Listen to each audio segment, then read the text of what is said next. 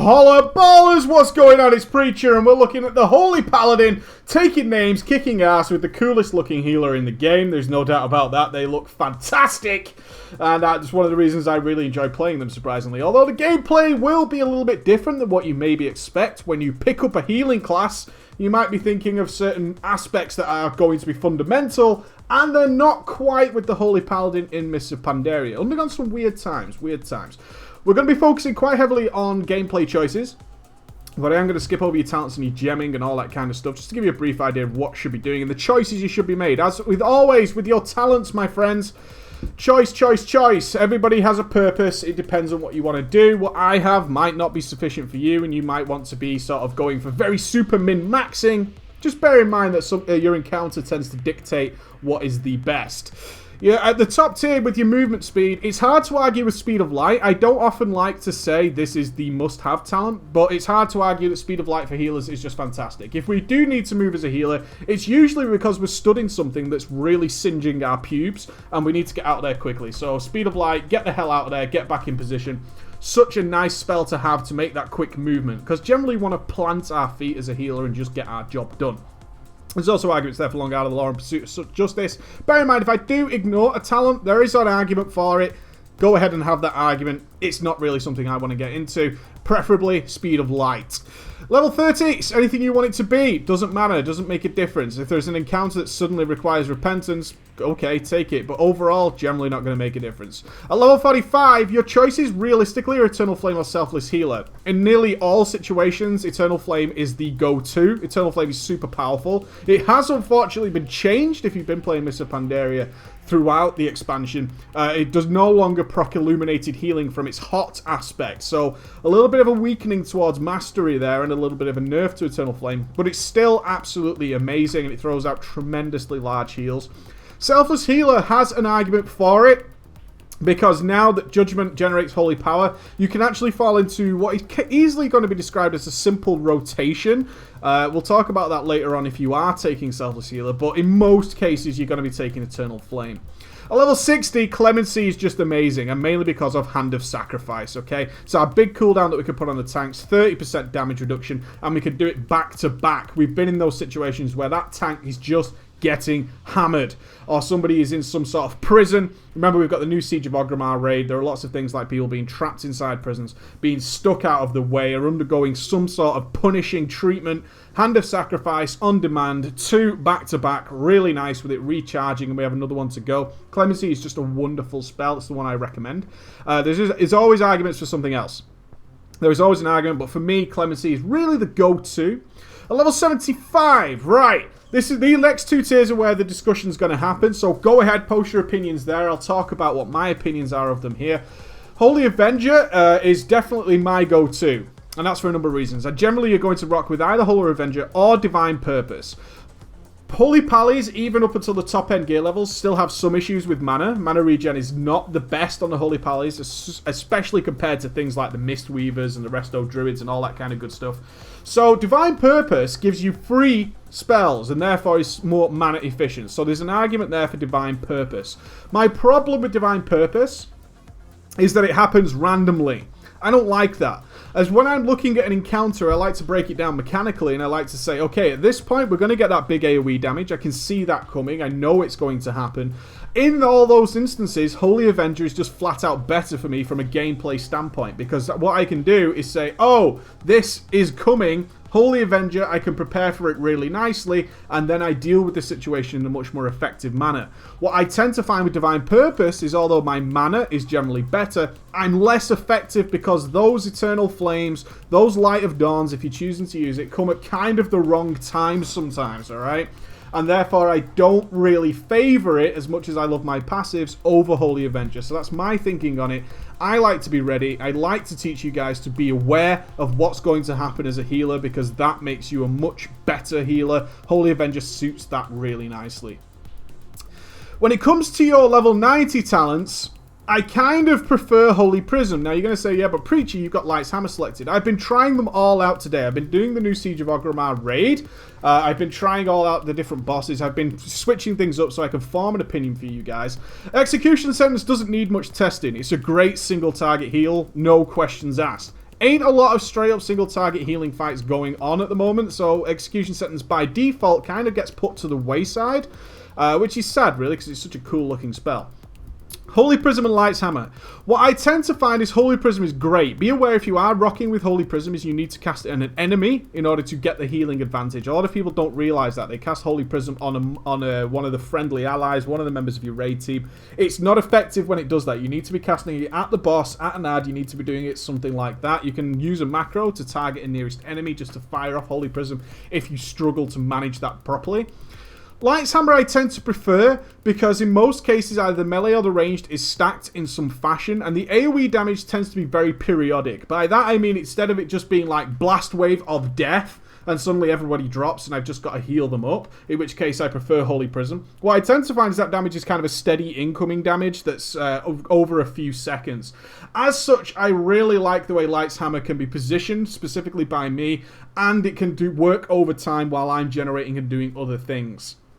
That's my thinking on it, is personally for the kind of content I'm doing on this Holy Pally, Light's Hammer tends to be preferable. Straight up, out of the box, making sure you're competing with your friends, Holy Prism is going to be better. Have fun with that. Let's look at your glyphs quickly. This is the mandatory glyph here, is the Glyph of Hand of Sacrifice. Okay, you're going to be using Sacrifice a lot, especially with Clemency. It's a huge cooldown. You can be very spammy with it, even on Trash. You're going to have it back for the boss, and you do not want that damage transferring to you. So the Glyph of Hand of Sacrifice is a wonderful glyph to take. It's mandatory, okay? This thing is mandatory. You're going to be using Sacrifice a lot. You don't want that incoming damage coming towards you. Glyph of Divinity is a wonderful tool. As we said, Holy Pally still have some issues with mana. So if you're struggling with mana, you're getting down to those bad times, and there's always that moment in every single raid fight where you just need to drop a lay on hands on somebody. Usually the tanky just suddenly spikes. You're in a bad place.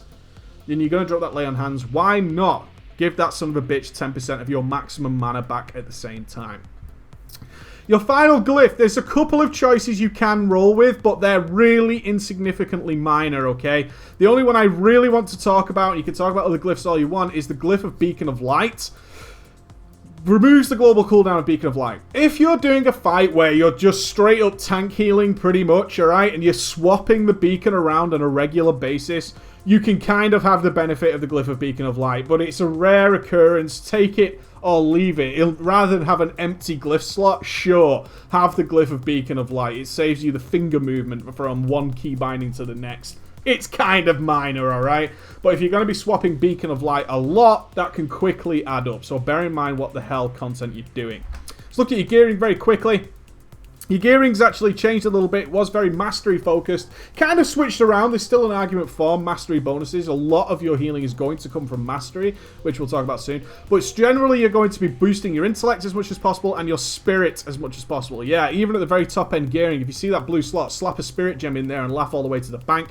Intellect is providing great throughput, working all the way for it. If you do have, say, a yellow gem slot and you want to pick up the bonus, you're going to be using an int mastery gem there. Okay, so blue, spirit, red, intellect. If you absolutely must pick up that yellow slot for whatever reason, go ahead, drop in an intellect mastery gem. You're going to be fine with that, okay? Ultimately, it doesn't make a huge difference. With your reforging, you're going to make sure you've got spirit on everything and then getting as much mastery as possible, okay? So your mastery is going to come from your reforging. You can certainly still gem for mastery if you prefer it. It tends to be less efficient now than what it used to be, okay? It tends to be less efficient now. So bear in mind that you are reforging for mastery. It's your most powerful secondary stat. But other than that, your gemming is going to be as much int as you can, your spirit, that kind of stuff. So don't worry about mixing gems. Just go for whatever you want to pick up. But if you do have that yellow gem, int mastery is where you're going to go. You're not going to suffer because you did that. And you're not going to suffer because you mixed up a couple of gems here and there. It's not going to make the huge difference.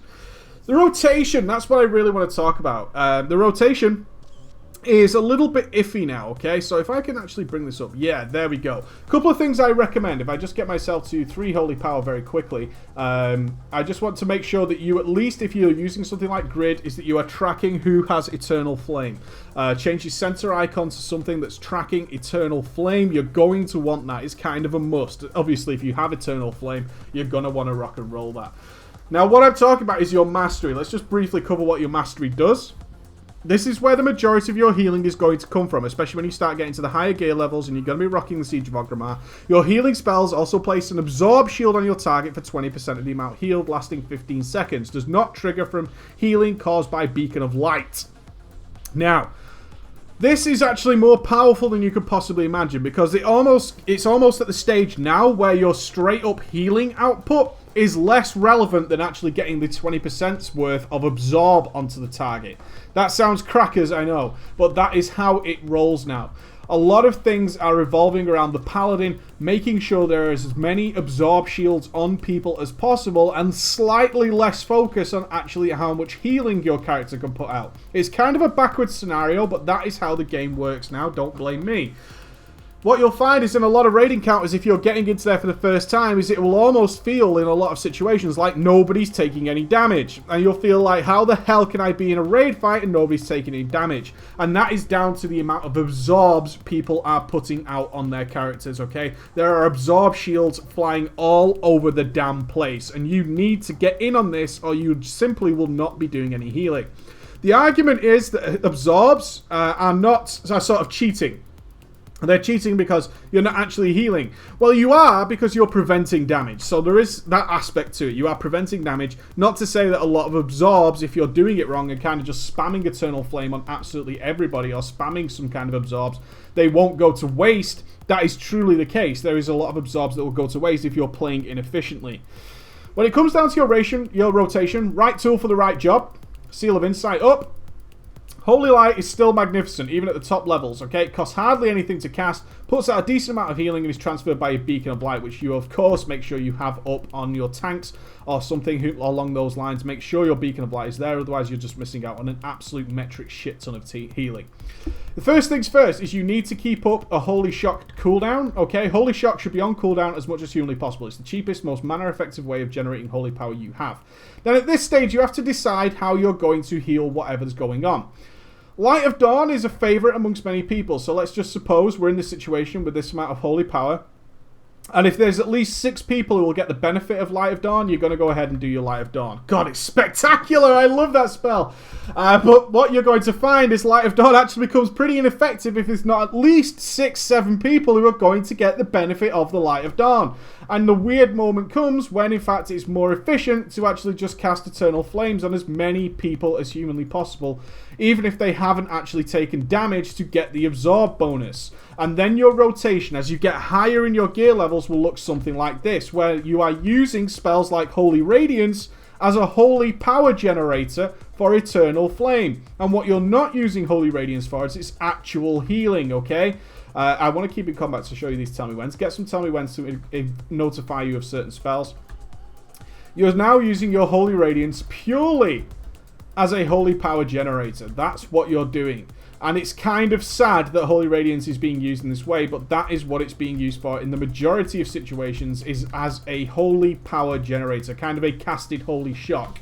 As you get more and more gear, casting Holy Radiance will not be as painful to your mana as you might think.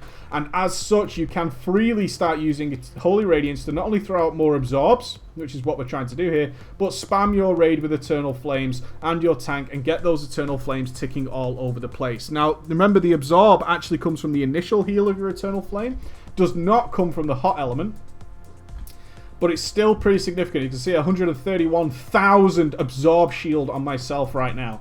131,000 absorb shield, and you're going to be throwing those around on absolutely everybody, okay? Especially when you start getting really good and you know this AoE damage is coming, you want to get those absorbs out there. A kind of different aspect to it is that Light of Dawn is pretty crappy. I want you to be aware of that. It's pretty crappy. If you're under very heavy raid damage, you're probably not going to see a huge benefit from spamming Light of Dawn as much as you might think. You're actually going to start seeing a lot more benefit to the raid overall, trusting in your other healer buddies by using a lot of Eternal Flames, throwing them out on absolutely everybody, using that hot element, and using more effectively that Absorb shield. So it sounds kind of weird, and this is where your Holy Avenger walks in, because you can spam Holy Avenger and you can go, oh, Light of Dawn, Holy Radiance, Eternal Flame, Holy Radiance, Eternal Flame, Holy Shock, Eternal Flame, and you can start putting out tons and tons of Eternal Flames, preparing preparing for this big moment of AoE damage. Your tanks are always going to benefit from it, and you actually run into this kind of interesting scenario where, let's suppose this buddy right here is our tank, and we're not actually stopping casting on this guy. No, we're casting on him constantly. We're just constantly casting on this guy in order to generate more Eternal Flames, even if it appears, according to your grid, that this guy has not taken any damage. The Eternal Flame and the Absorb Shield from Illuminated Healing is going to keep benefiting that tank, okay? He's always going to be getting the benefit of it, and you can see we can just keep spamming it. It keeps stacking the Absorb Shield up. It keeps working for us. And we're actually healing with Holy Radiance in certain situations, okay? We're using Holy Radiance in order to generate Holy Power. That doesn't mean just go mindlessly spamming it. What I don't want to see you guys do is run into a raid and go, oh, Holy Radiance, Holy Shock, Eternal Flames everywhere. Holy Light, you need to look after your mana. Okay, Holy Paladins do not have the best mana regen. Even if we pop the Divine Plea, we're going to get some back, but it has a long-ass cooldown. What you want to be doing is just making sure, keeping the benefit up of using Holy Light where it's respectable, transferring that healing to the tank by beacon, keeping that Eternal Flame up. But when we start getting stressed, we're going to be blowing cooldowns, we're going to be popping wings, we're getting our Guardian out, we're using that Holy Avenger, and we're going to be putting out Eternal Flames everywhere, okay? The other thing I wanted to bring up for those people who are probably wondering is the idea of this Selfless Healer. And that comes down to a very specific rotation of moving with your Holy Shock, then using Judgment, then doing something else, and getting another Holy Power, and then using another Holy Shock or whatever, and just throwing out tons and tons and tons of Light of Dawns in order to get those heals up there, okay? You're going to be using all those benefits up there. That kind of falls into a set standard rotation once you get used to it. I personally prefer Eternal Flame, that's on you. I'm going to show you some gameplay now, some different scenarios and all this stuff in action. Alright guys, you take it easy. I'll see you soon.